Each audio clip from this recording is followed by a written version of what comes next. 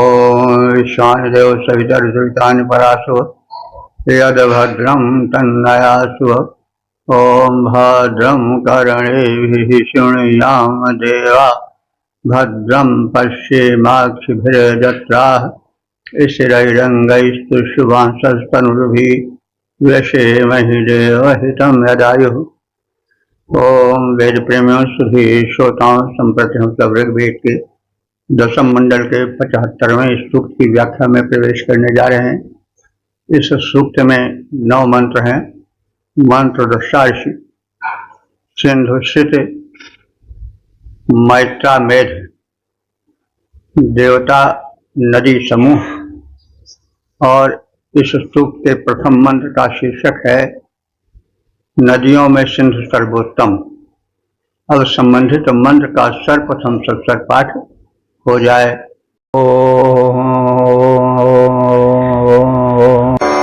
प्रसुभ आपो महिमानमुत्तमङ्गारुर्वोचाति सदने विवस्वतः प्रसप्तसप्तत्रेधा हि चक्रमः प्रसृत्परेणामति सिन्धुरोजसा।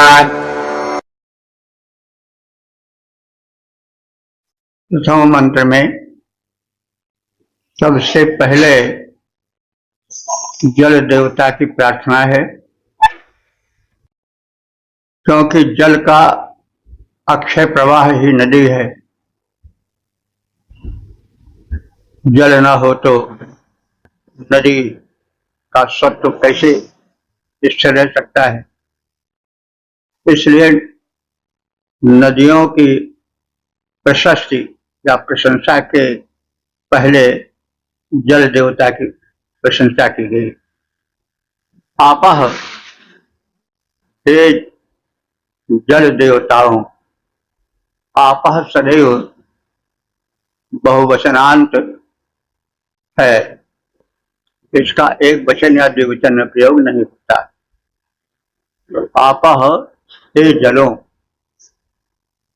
कारुः, कारु कहते हैं स्तुतिकर्ता को। तो हम सब स्तुतिकर्ता उपासक विवस्वतः सदने, विवस्वतः सदने माने यज्ञशाला में, प्रवोचत तुम्हारी महिमा का कथन या गायन करते हैं। सरिताएं जो तुम्हारे ही कारण प्रवाहित हैं, वे सप्त सप्त त्रेधा, वे 7 करके तीनों लोकों में हैं। तीनों लोकों माने पृथ्वी लोक, अंतरिक्ष लोक और द्युलोक। उनमें से सत्वरी नाम सिंधु, उन सब में भूतल पर बहने वाली नदियों में सत्वरी नाम माने प्रवाह युक्ता सिंधु नदी विशिष्ट है। ओजसा माने बल वेग प्रवाह में, अति माने बढ़ चढ़कर है। हे जल देवता, हम स्तुतिकर्ता यजमान सेवा भाव से तुम्हारी महिमा का गुणगान घरों में अर्थात यज्ञशाला में करते हैं। तुम्हारे ही अस्तित्व से प्रवाहित सरिताएं 7 करके तीनों स्थानों, तीनों लोकों, भूलोक, द्युलोक और अंतरिक्ष लोक में प्रवाहित हैं। इन बहने वाली नदियों में सिंधु नाम वाली नदी सर्वोत्तम नदी है। हम स्तोता यज्ञ स्थल में हे जलदेव तुम्हारी महिमा का वर्णन करते हैं, मिलकर बारी बारी। 7 क्रम से सरिताएं तीनों लोकों में छवि पाती, उन सब में यह सिंधु नदी सर्वोत्तम है कहलाती। ओम 10 75 देवता नदी समूह शीर्षक सिंधु नदी की महिमा। अब संबंधित मंत्र का सर्वप्रथम सत्तर पाठ हो जाए।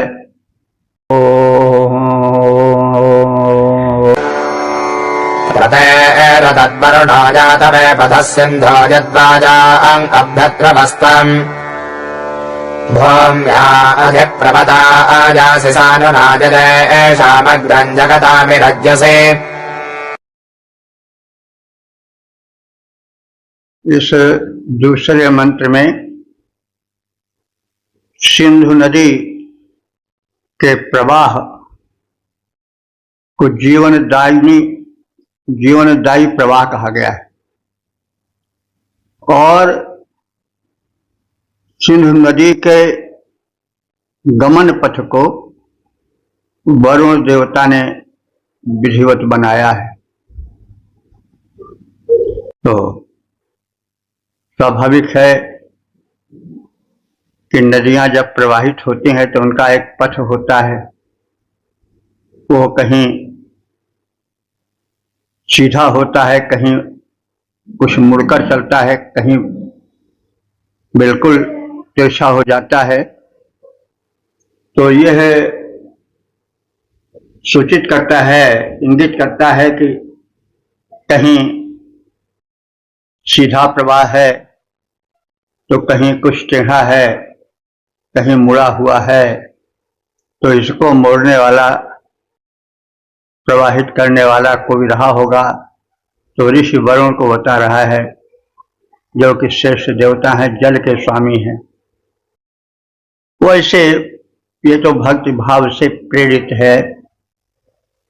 वैसे भूमि के ऊंची नीची होने के कारण ही सरिताओं का प्रवाह टेढ़ा मेढ़ा होकर चलता है। भूमि बिल्कुल समतल तो नहीं है, कहीं ढालू है, कहीं ऊंची है। तो जल प्रवाह है, जहां ढाल पाता है उसको बहता है। तो बहरहाल भक्ति भावना और यथार्थ में कुछ अंतर तो हो ही जाता है। तो हे सिंधु नदी, बाजान माने अन्न। जब तुम बाजान अन्नों वाले हरे भरे प्रदेश से, उस भूमि से, सच्च श्यामला प्रदेश से होकर बहती हो, उस समय के यात्वे तुम्हारे जाने के लिए वरुण पथ अरदत, वरुण देवता ने पथ का निर्माण किया। भूम्या अध, भूमि के ऊपर, सानुना पर्वतायात, तुम उन्नत मार्ग से ही जाती हो, यानी जो तुम्हारे अनुकूल सुविस्तृत मार्ग होता है उसी से तुम चलती हो। येषाम जगताम अग्रम रज्यत, इस जंगम प्राणियों के मुख्य जीवन का आधार तुम ही होती हो। येषाम, इन जगताम माने जगत कहते हैं जो चलता रहे। हम लोग जगत संसार को जानते हैं, उसी में रूढ़ हो गया है, लेकिन जगत का नाम इसलिए पड़ा है कि यह कभी स्थिर नहीं रहता है। जहां कभी मरुस्थल रहता है वहां बस्ती हो जाती है, जहां बस्ती रहती है वहां उजाड़ हो जाता है। जड़ चेतन सभी यहाँ प्रतिक्षण बदलते रहते हैं, कोई चीज यहाँ स्थिर नहीं है। सब मुसाफिर यहाँ, सब सफर पर, यहाँ ठहरने की इजाजत किसी को नहीं। तो ये तो सत्य है कि परिवर्तन जो है प्रतिक्षण होता रहता है। हम कुछ देर में उसको जान पाते हैं जब रूप में विशेष परिवर्तन हो जाता है। वैसे विज्ञान का कथन है कि परिवर्तन प्रतिक्षण होता रहता है, चाहे शरीर हो चाहे कोई वस्तु हो, कोई ऐसा क्षण नहीं है जो परिवर्तित न करे उस वस्तु विशेष को। तो ये संसार परिवर्तनशील है, क्षण क्षण परिवर्तन होता है। तो तुम जो हो वो वरुण के बनाए पथ से शस्य श्यामला भूमि पर प्रवाहित होती हो, और ऐशाम जगताम अग्रम इरज्जत, जगत पर शब्द हुआ था। जगत माने जंगम, चलने फिरने वाले, यानी परिवर्तनशील। जगत में, प्राणियों में तुम अग्रम रजस, आगे बढ़कर उनके जीवन का आधार होती हो। यह संसार परिवर्तनशील है, लेकिन इस संसार के प्राणियों का आधार तो तुम ही होती हो। स्पष्ट है कि नदी ही के जरिए जल मिलता था पीने को। प्रारंभ में कूप का, कूप की ऐसी व्यवस्था नहीं थी। प्रवाहित जल नदी का ही मुख्य आधार होता था। जल पान का, प्यास बुझाने का, स्नान का और अन्य कामों का जो जल से होते हैं, सिंचन आदि का भी व्यापार भी नदियों से ही होता था। इसलिए नदियों में एक परम शक्ति का, परमात्मा के एक विशिष्ट प्रबंधन का कथन है भी। उस परम शक्ति ने प्रबंध किया, भाई वर्षा हो गई, लेकिन उस वर्षा के जल को प्रवाहित तो होना चाहिए कहीं से, ताकि वह जल चारों ओर फैल करके हानि न पहुंचा सके। साथ साथ वो प्रवाह अक्षुण बना रहे, ताकि जो जलीय विशेषताएं होती हैं, जो जल की उपयोगिता होती है, जो जीवन का आधार है, उसमें बाधा ना आए।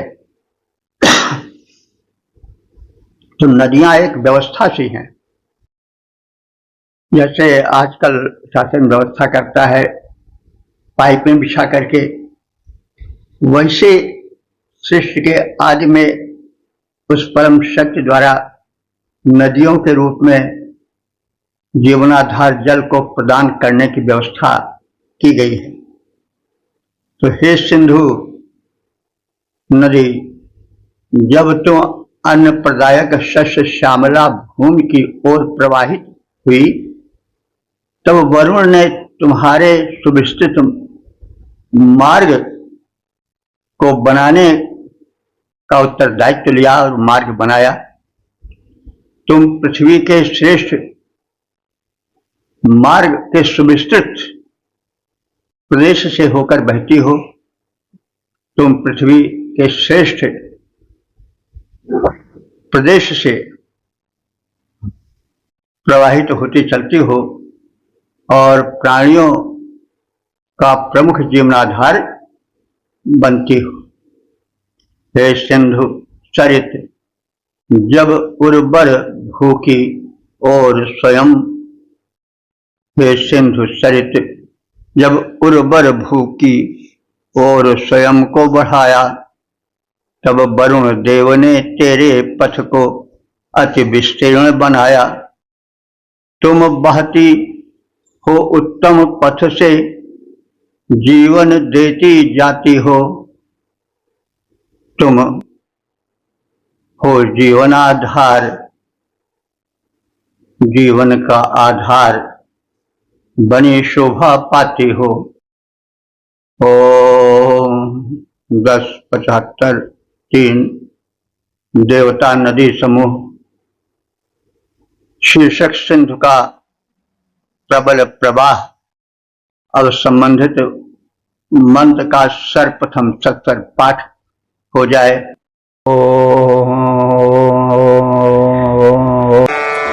दिव्यस्वनाज तदेभं यापर्यनन्दं षष्ठमुदयर्ति भानुना अभ्रादिव प्रस्तनयन्ति वृष्टयः सिन्धुर्यदेति वृषभो नरोरुपत। इस तीसरे मंत्र में सिंधु महानदी के प्रचंड उच्छल प्रवाह का दृश्य प्रस्तुत किया गया है। भूम्या उपरि, हे सिंधु नदी, जब तुम भूम्या उपरि, भूमि के ऊपर सुनह, सुनह माने निनाद करती हुई, विशिष्ट उच्च ध्वनि से बहती हुई चलती हो, तो दिव्यतते आकाश तुम्हारे उस निनाद से भर उठता है, गुंजित हो उठता है। अनंतम सुषमम भानुना उदयर्ति। अनंतम सुषमम, सुषम कहते हैं बल को, अनंत बल वेग से, और भानुना माने तीव्र लहरियों के साथ तुम आगे बढ़ती हो। अभ्रात एवं वृष्टया, अभ्र कहते हैं बादल को, वृष्टया माने वृष्टि। जैसे जब वृष्टि होती है तो बादल गरजते तड़पते हैं और एक विशेष गर्जन तर्जन से भूमंडल को, गगन मंडल को भर देते हैं, वैसे ही हे सिंधु नदी, तुम वृषभा न, तुम शब्द करती हो, गर्जन तर्जन करती हो, और वृषभा न, वृषभ माने बैल, जो सांड होता है शक्तिशाली, नौ माने समान, तो वृषभा है ना, उसी वृषभ के समान रोरुवत, रोरुवत माने उच्च स्वर गरजती हुई, एति माने आगे बढ़ती जाती है। हे सिंधु, भूमि पर उठता तुम्हारा जल का निनाद आकाश को परिपूरित कर देता है। तुम अपनी प्रचंड लहरियों के साथ प्रवाहित होती हो। जिस समय सिंधु महानदी वृषभ के समान प्रचंड शब्द करती हुई आगे बढ़ती है, तब ऐसा प्रतीत होता है मानो आकाश से गर्जन तर्जन के साथ घनघोर वृष्टि हो रही, अथवा कोई परम बलि सांड अथवा बैल घनघोर शब्द बार बार कर रहा। हे सिंधु प्रबल लहरें तेरी, हे सिंधु प्रबल लहरें तेरी उठती, बढ़ता आगे प्रवाह भरता निनाद से नभ, भू पर बहता जब तेरा जल अथाह। जब नर्दित वृष सम, जब नर्दित वृष सम जल तेरा बढ़ता प्रतीत होता, ऐसे गर्जन तर्जन रथ प्रबल मेघ वर्षण रथ होता है जैसे। ओम 10-75 4 देवता नदी समूह शीर्षक सिंधु की सहायक नदियां। अब संबंधित मंत्र का सर्वप्रथम सस्वर पाठ हो जाए।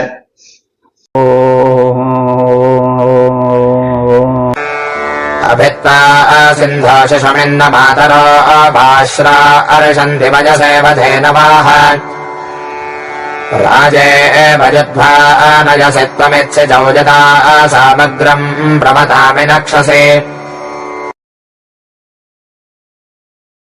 इस चौथे मंत्र में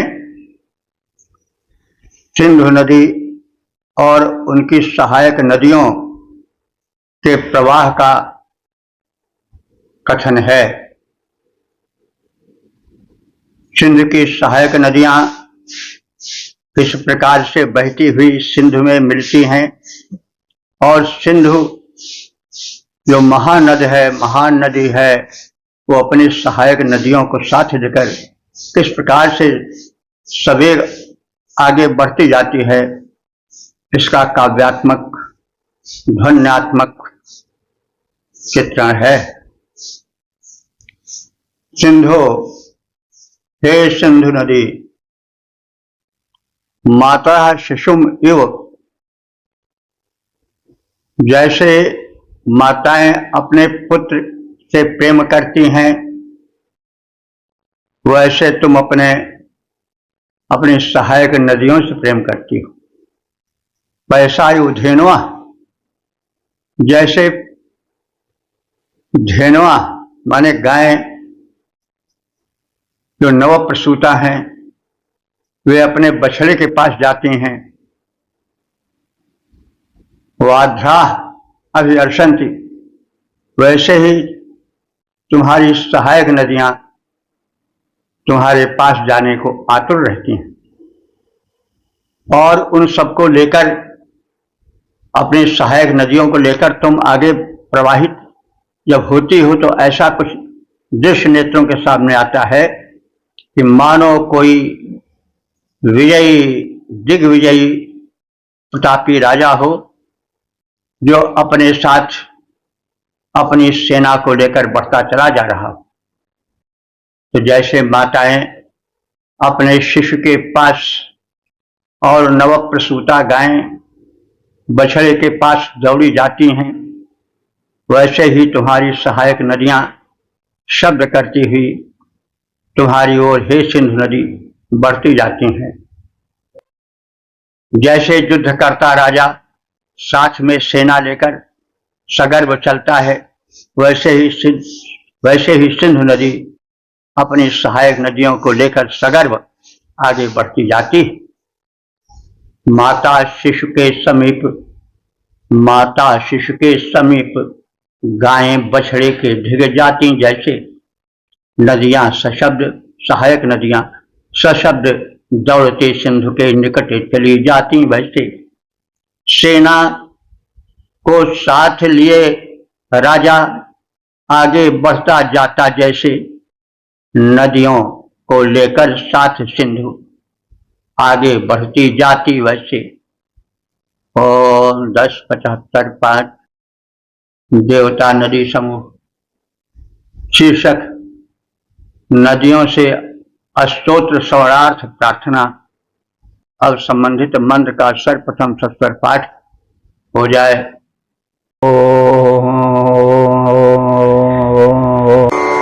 इमं मे गंगे यमुने सरस्वतिषु तत्रस्तावं सजदा परुष्ण्या असिज्ञामरुद्वृधे वितस्तजार्जे गेये सुषह्या सुषामया।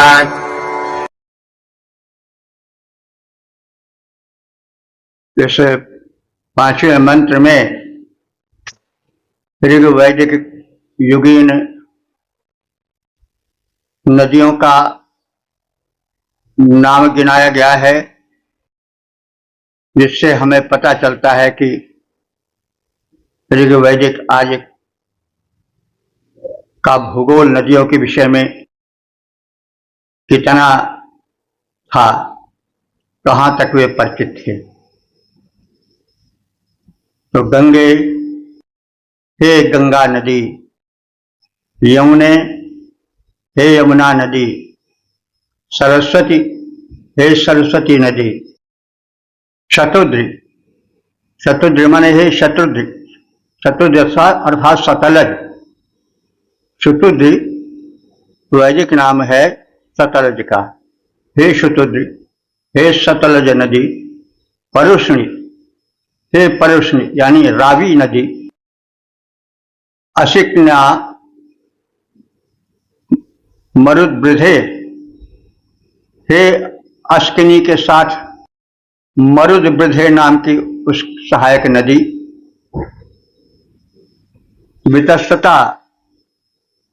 वितस्तया सुषुमया,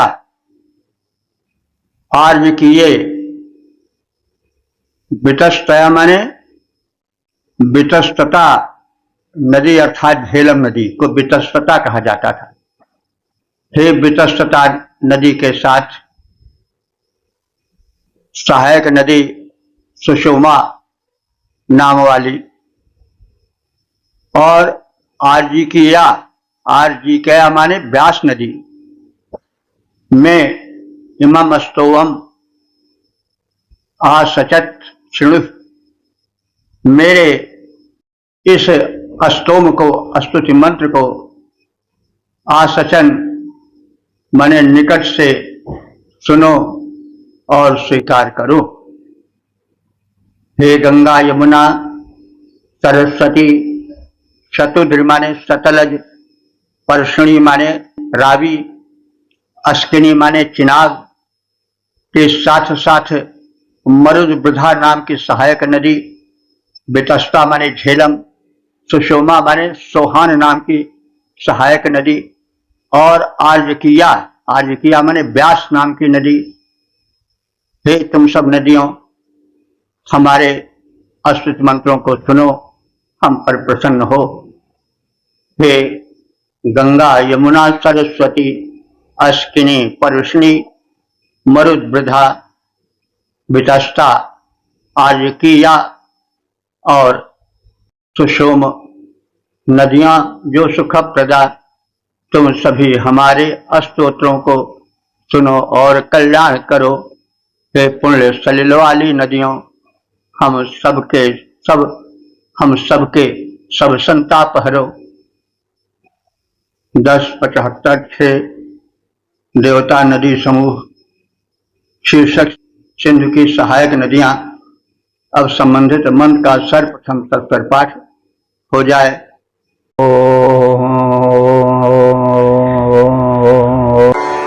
कृष्णामजा प्रथमं जातमय सजोः ससर्ता रसजा श्वेत्यात्या त्वं सिन्धोकुभजा गोमतीं कृपं मे हत्वा सरधञ्जाभिरेजसे। इस छठे मंत्र में सिंधु नदी से निवेदन किया गया है कि वे अपनी सहायक नदियों को साथ लेकर सवेग प्रवाहित हों। सिंधो, हे सिंधु नाम वाली महानदी, तुम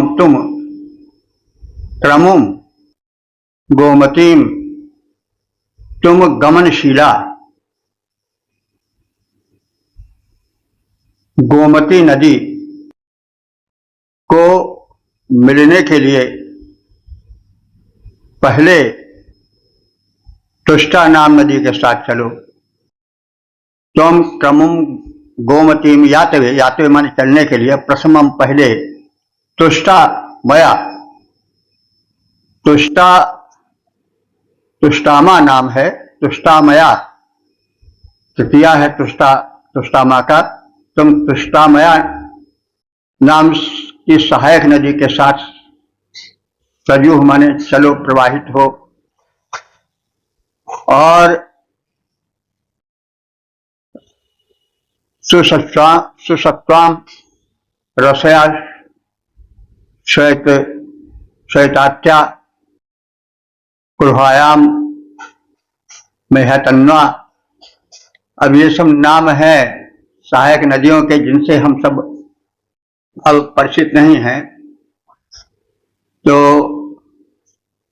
पुनः तुम सुसर्तु, ये नाम है सहायक नदी का, रसा शैत्या से मिल करके, उनसे मिलती हुई, ये जो तुम्हारी सहायक नदियां इनसे मिलती हुई,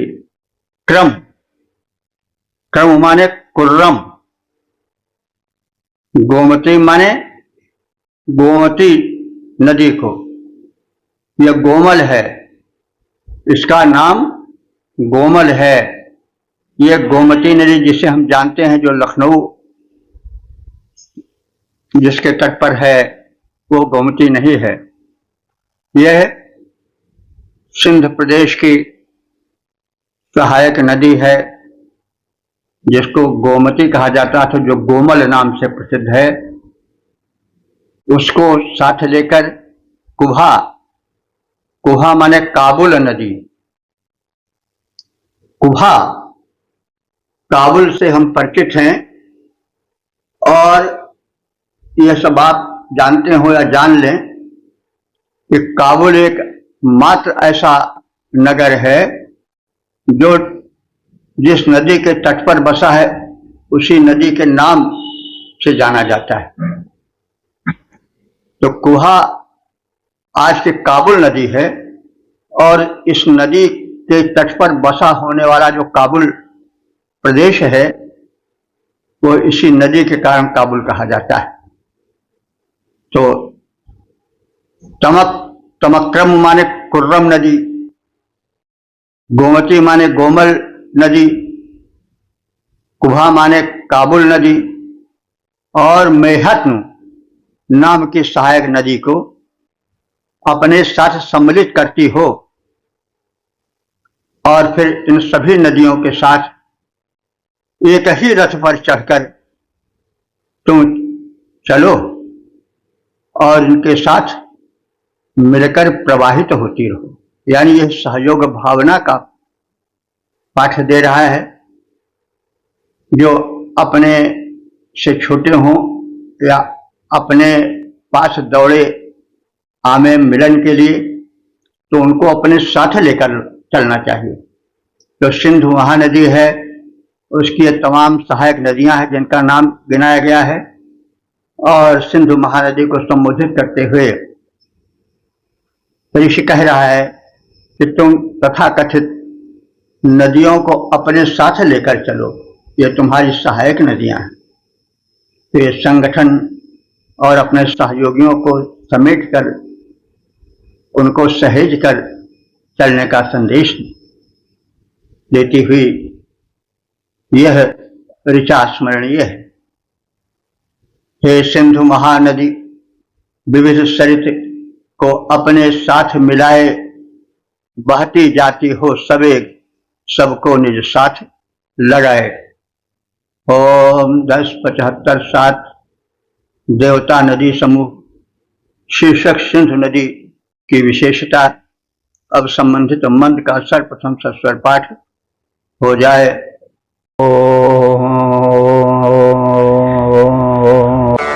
रजेत्येने रुषते महित्वा परित्रजांसि भरते रजांसि अदभ्या सिन्धुरवसा बपस्तमाश्वानचित्रा बपशेव दर्शता।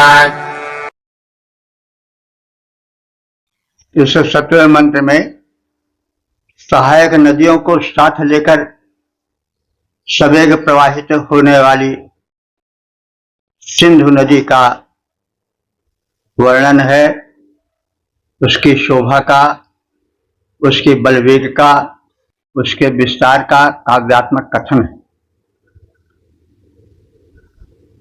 सिंधु नदी रिजीति कैसी है? रिजीति है, सरल गामिनी है, टेढ़ा मेढ़ा होकर नहीं चलने वाली है। टेना, टेना माने श्वेत वर्ण वाली है, अर्थात इसका जल श्वेत है। रुष्टि, रुष्टि माने दीप्त होने वाली है, यानी चमकदार है, इसका जल स्वच्छ है, चमकता है। श्रेयांश यानी ये बहुत वेग से प्रवाहित होने वाली नदी सिंधु है। रजांश माने ये रज कहते हैं जल को भी, रज धूल कहते हैं, रज जल को भी कहते हैं। रजांश माने यह जलों से भरी पूरी रहती है। अदब्धा, ये इतनी वेगशालिनी है कि अदब्ध है। अदब्ध माने अदम्य, इसको कोई चाहे कि रोक ले तो रोक नहीं सकता है। अपसाम, अपस्तमा, ये अपसाम माने जल से भरी हुई नदियों में अपस्तमा सर्वाधिक वेगवती है। अश्वाना चित्रा, अश्व माने अश्विनी यानी घोड़ी, अश्व का स्त्रीलिंग अश्वा, ये अश्वाना ये घोड़ी के समान चित्रा तीव्रगामिनी है और अद्भुत है। चित्रा माने अद्भुत। यह एक प्रबल वेगशालिनी अश्विनी यानी घोड़ी के समान तीव्रगामिनी है और अपने वेग बल वैभव के कारण अद्भुत है, विचित्र है।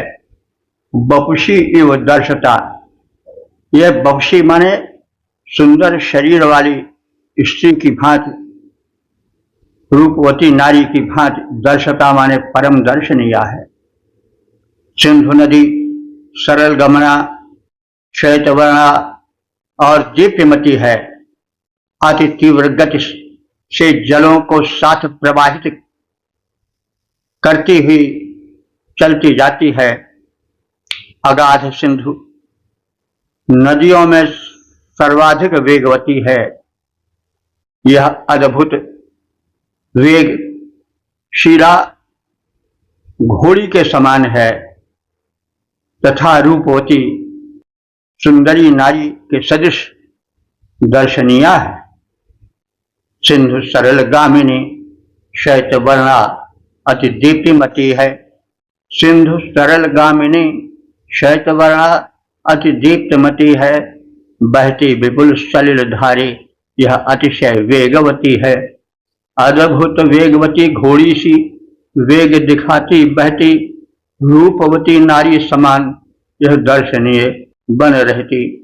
ओम 10-75-8 देवता नदी समूह शीर्षक सिंधु की शोभा। अब संबंधित मंत्र का सर्वप्रथम सत्तर पाठ हो जाए।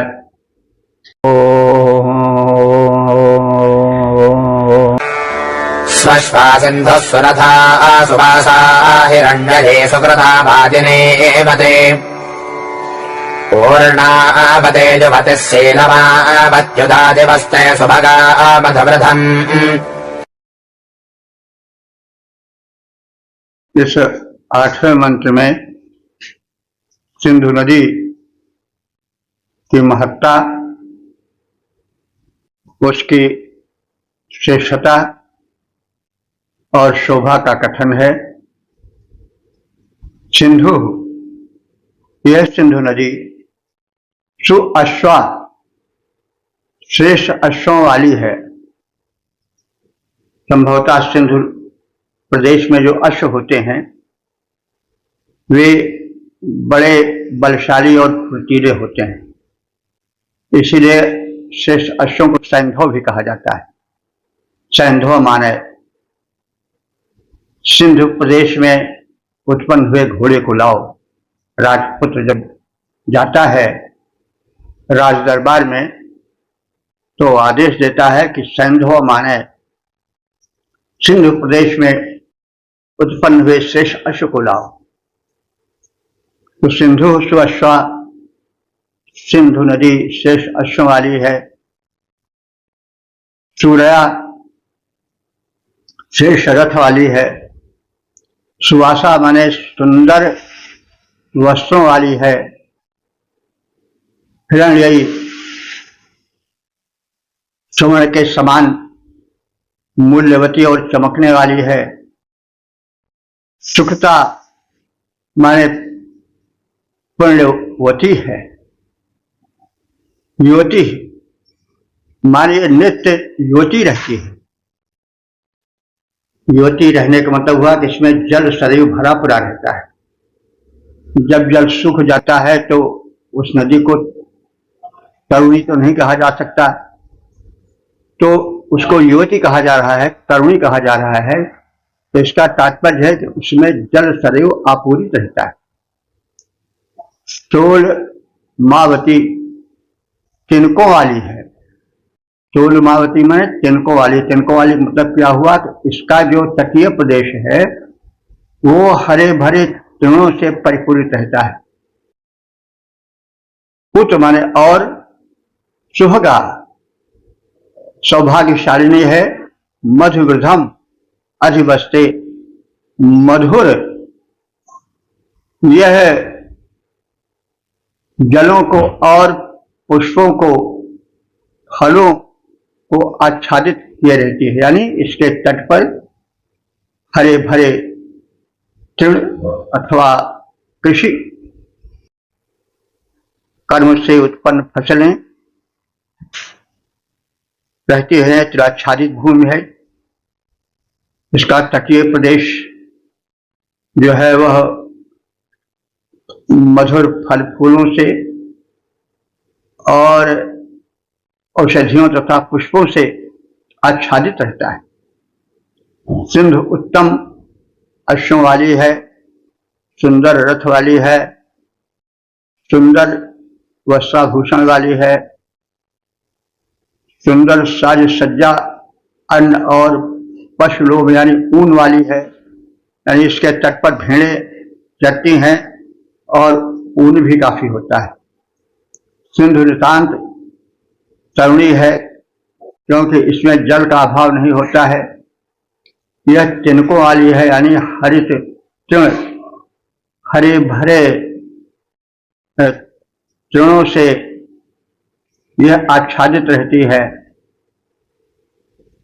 यह सौभाग्यवती है। मधु यानी माधुर्य वर्धिका है और मधुर पुष्पों से आच्छादित रहने वाली है। इसके किनारे सुंदर माधुर्य भरे पुष्प खिले रहते हैं। सिंधु प्रदेश में उत्तम घोड़े उत्तम रथ दिखलाते। सिंधु प्रदेश में उत्तम घोड़े उत्तम रथ दिखलाते, सुंदर वस्त्र साज सज्जा है, स्वर्णाभरण सुहाते।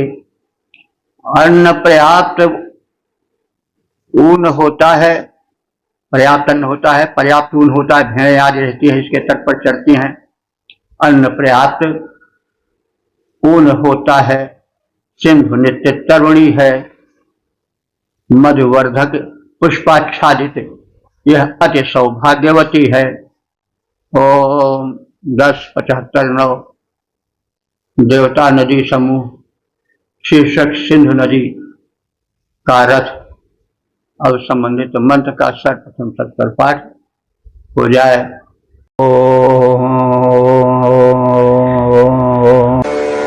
सुखं रथैर्ययुजे सिन्धुरश्मिनन्ते दराजं सनिषदस्मिन्नाजौ महान् ह्यस्य महिमा वनस्य ते दब्धस्य स्वजससा विरप्सिनाः। इस 9वें मंत्र में जो इस सूक्त के समापन का मंत्र है उसमें सिंधु महानदी की महत्ता का कथन है। सिंधु सुखम अशिनम रथम युयुजे। जो ये सिंधु नदी है वह सुखकर और श्रेष्ठ अश्वों से युक्त रथ को जोतती है। तो सिंधु नदी रथारूढ़ रहती है, उत्तम अश्व रहते हैं। तो ये तो मानवीकरण हुआ, क्योंकि हमारे यहाँ जीवन देखा जाता है प्रत्येक वस्तु में। इसके अतिरिक्त काव्य में मानवीकरण हो भी जाता है। तो सिंधु नदी जो है वह श्रेष्ठ है और अश्विनम रथम युजे, श्रेष्ठ अश्वों को रथ में जोतती है। संकेतित हो रहा है कि सिंधु नदी के तट पर ऊंची नस्ल के अश्व पैदा होते हैं और उनसे सुंदर रथ खींचा जाता है। तेन उसके द्वारा यह सिंधु नदी जो देवी है हम सबको अन्न धन प्रदान करे। बाजम, बाजम माने अन्न, बाज माने शक्ति भी होता है। तो जब स्वास्थ्य रहेगा, खाद्यान्न रहेगा, पुष्ट अन्न रहेगा तो शक्ति आएगी ही। तो बाजम माने अन्न भी होता है, बाज माने शक्ति भी होता है। चानिष्ट माने यह सिंधु नदी हम सबको प्रदान करे। आजो, आजो माने युद्ध में। महान महिमा पनश्यते, इसकी महान महिमा पनश्यते माने गाई जाती है। यानी युद्ध में इस सिंधु नदी के द्वारा बल मिलता है, इसलिए इसकी महिमा गाई जाती है। जो देवी के रूप में शक्ति देती है, सामान्य रूप में देखें तो नदी किसी प्रदेश की रक्षा भी करती है, जल्दी से शत्रु आक्रमण नहीं कर सकते हैं, और उसके कारण जल और पशु, उनसे मिलने वाला दुग्ध आदि, अन्न आदि पर्याप्त मिलता है, जिससे कि मनुष्य बलशाली होते हैं। तो उसी को कहा जा रहा है कि यह महान महिमाशालिनी है, बल प्रदायिका है और युद्ध में विजय प्रदायिनी है। तो जब बल रहेगा, उत्तम अश्व रहेंगे, रथ रहेगा, तो युद्ध में विजय होगी। तो इस रूप में भी ले सकते हैं और दैवी शक्ति के रूप में भी मान सकते हैं कि दैवी शक्ति तो हर प्रकार से जो है वह आराधक की सहायता करती ही है। यह सिंधु नदी अदब्ध है, अदब्ध माने अदम्य है, इसको कोई चाहे कि दमित कर दे तो ऐसा नहीं कर सकता है। यह अदम्य है। स्वयशा विराजिना, अपने यश के द्वारा महान बने, यानी इसमें इतनी महत्ता है, इतनी उत्तमता है, इतने गुण हैं, वैशिष्ट हैं कि यह स्वयं अपने उन्हीं गुणों के कारण महान बनी है। किसी के महान बनाने से, किसी के गुणगान करने से महान नहीं है। सिंधु महान नदी सुखद और अश्वयुक्त रथ को जोतती है। उस रथ द्वारा वह हमें अन्नादि प्रदान करे। इस यज्ञ में सिंधु की विशाल महिमा का बखान किया गया है और हम अपने जीवन यज्ञ में इससे सहायता पावें, जीवन हमारा सशक्त सफल बने। सिंधु का रथ, सिंधु नदी का रथ अदम्य है, यश से महान है। सिंधु ज्योति अश्वयुक्त रथ जो है सुखद महान, उसके द्वारा हम सबको अन्नादिक करे प्रदान। यज्ञों में इस महानदी का होता रहा बखान, इसकी महिमा यश अदम्य है, होता है गुणगान। इस प्रकार से हमने ऋग्वेद के दशम मंडल के 75वें सूक्त के 9 मंत्रों का संक्षेप में ज्ञान प्राप्त किया। अब तक ले जो मंत्र व्याख्यायित हो चुके हैं उनकी समझ संख्या हो चुकी है 9600। यह सौभाग्य का विषय है, कृपा है देवों की। तो इस सूक्त में नदियों की, विशेष करके सिंधु नदी की महिमा का वर्णन है, उसकी सहायक नदियों का भी कथन है और उनके प्राचीन नामों का भी वर्णन है। आधुनिक नदियों के नाम से मिलाया भी गया है व्याख्या में। तो अब आज के सभ्यता वाले तमाम लोग तो कहते हैं, कह सकते हैं कि यह क्या है, जिसको देखो उसको देवता मान रहे हो। अरे भाई, वो तो नदी है, हम जो चाहें वो करें। तो यही भूल है मनुष्य की। आज हम नदियों को देवता नहीं मान रहे हैं, तो उसका दुष्परिणाम भी तो भोग रहे हैं। नदियों का जल प्रदूषित हो गया है। उस प्रदूषण में उत्पन्न होने वाले फल फूल फसलें, साग सब्जियां भी रोग से भरी होती हैं और जल पान तो उसका विषवत होता है। तो जब हम देवत्व का भावना या देवीत्व का भावना स्थापित करते हैं तो फिर उसको अपवित्र नहीं कर सकते हैं। बड़ा स्पष्ट है कि भाई है तो वही, जैसा कबीरदास ने जगह मंदिर क्या कंकर पत्थर जोड़ के मस्जिद लई बनाए, लेकिन उस मस्जिद में कोई अगर अनुचित वस्तु डाल दे तो तलवारें खींची जाएंगी। यही बात मंदिरों, गुरुद्वारे और गिरजाघरों में है। तो है तो वे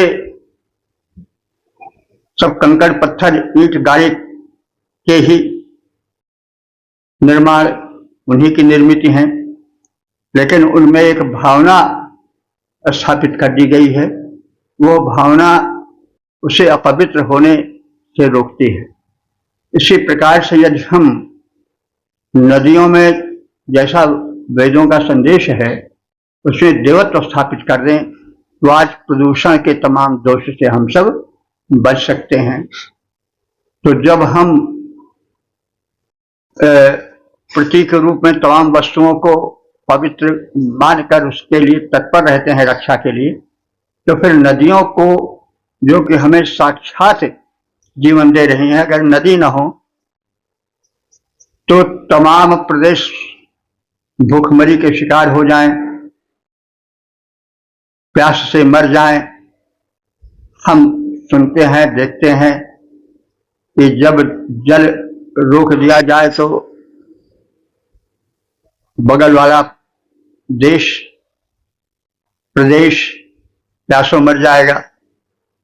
देख रहे हैं। तो भाई महत्ता तो अपने आप सिद्ध है। इस प्रदेश के किसी पूजा स्थल विशेष को गिरा दो तो कोई प्रभाव नहीं पड़ेगा। ठीक है, जैसे जमीन पहले थी वैसे रहेगी, लेकिन अगर इन नदियों के साथ छेड़खानी करोगे तो फिर उसका तत्काल फल मिलेगा। जरा विचार करके देखिए, यह जो वैदिक प्रार्थनाएं हैं कितनी सटीक सार्थक हैं, कितनी दूरदर्शिता से भरी हैं। तो इस प्रकार से हमें ध्यान रखना चाहिए। वैदिक भावना बड़ी वैज्ञानिक भावना है, इसके तल में प्रवेश आवश्यक है। और इस सूक्त में युगीन भूगोल का भी दर्शन मिलता है। सिंधु प्रदेश से लेकर काबुल कांधार तक आर्यों का प्रसार था, वैदिक आर्यों का। गंगा यमुना तक वे जान चुके थे। लेकिन मुख्य जो आर्यों का प्रदेश है, जहां वेद की रचना हुई है, यज्ञ हुए हैं, नई नई शोधें हुई हैं, वो आज का पाकिस्तान प्रदेश है और तालिबान वाला प्रदेश है, काबुल कांधार वाला। तो यदि हमारे राष्ट्र नायक यह जानते होते, वेद के इन मंत्रों से परिचित होते, तो हो सकता है कि भारत खंडित न होने पाता। वेदों की रचना भूमि को हम दूसरे के हाथ में न जाने देते। तो जो लोग विलायत में पढ़े, विदेश में पढ़े, वे लोग भारतीय संस्कृति से, वैदिक संस्कृति से अपरिचित रह करके, अछूते रहकर देश का कितना अकल्याण कर चुके हैं, कहने की आवश्यकता नहीं है। हमें वैदिक भावना का, वैदिक सभ्यता का, उसके विस्तार का ज्ञान प्राप्त करना चाहिए और समयानुकूल जो उचित हो उसका आचरण करना चाहिए। संदेश तो अमर है सदैव के लिए। तो इस प्रकार से हम अपने वाणी को विराम देते हैं।